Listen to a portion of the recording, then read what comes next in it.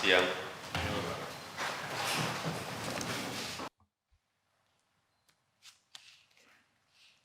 Bismillahirrahmanirrahim. Assalamualaikum warahmatullahi wabarakatuh.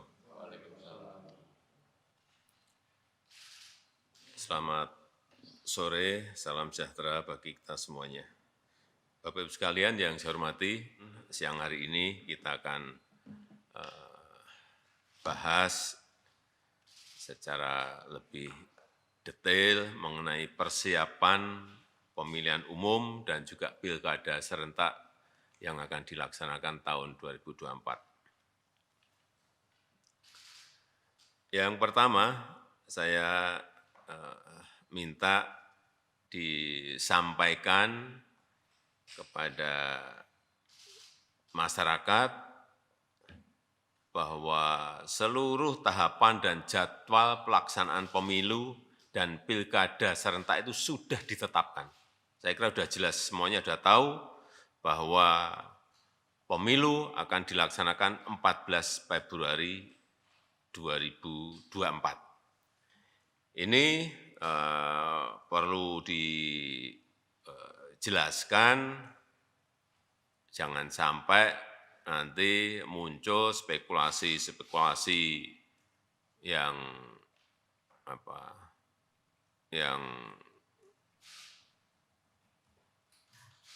isunya beredar di masyarakat bahwa pemerintah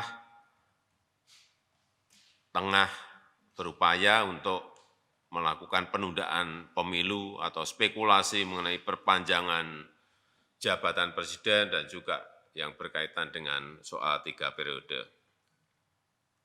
Karena jelas bahwa kita telah sepakat pemilu dilaksanakan tanggal 14 Februari dan pilkada dilaksanakan nanti di November 2024. Sudah jelas semuanya. Dan dijelaskan sekalian bahwa tahapan pemilu itu sudah dimulai nanti di bulan Juni 2022, di pertengahan Juni 2022 sudah dimulai. Karena memang ketentuan undang-undangnya 20 bulan sebelum pemungutan suara. Yang kedua, 12 April nanti KPU dan Bawaslu periode 2022-2027 akan kita lantik dan segera mempersiapkan pemilu dan pilkada serentak di 2024. Oleh sebab itu, kita nanti perlu berbicara dengan KPU dan Bawaslu mengenai persiapan-persiapan ini agar persiapan pemilu dan pilkada yang ini kita belum pernah punya pengalaman serentak itu betul-betul bisa kita persiapkan dengan matang.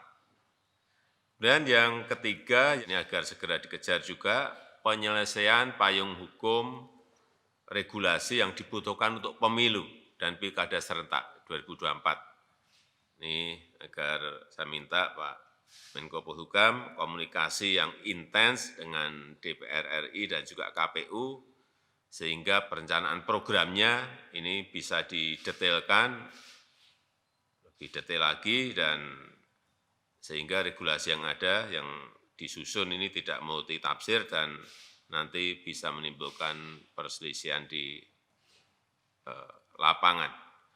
Yang keempat, yang ini juga segera harus diputuskan mengenai alokasi dana, baik dari APBN maupun APBD dalam rangka persiapan pemilu dan pilkada serentak 2024. Kemarin sudah disampaikan ke saya bahwa diperkirakan anggarannya sebesar 110,4 triliun. KPU dan Bawaslu. KPU-nya 76,6 triliun rupiah dan Bawaslu-nya 33,8 triliun rupiah. Ini saya minta didetailkan lagi, dihitung lagi, dikalkulasi lagi dengan baik dalam APBN maupun dalam APBD dan dipersiapkan secara bertahap. Yang kelima, kita juga harus menyiapkan pejabat gubernur, pejabat bupati, pejabat wali kota yang berakhir masa jabatannya di 2022 ini. Ada 101 daerah disiapkan, jadi,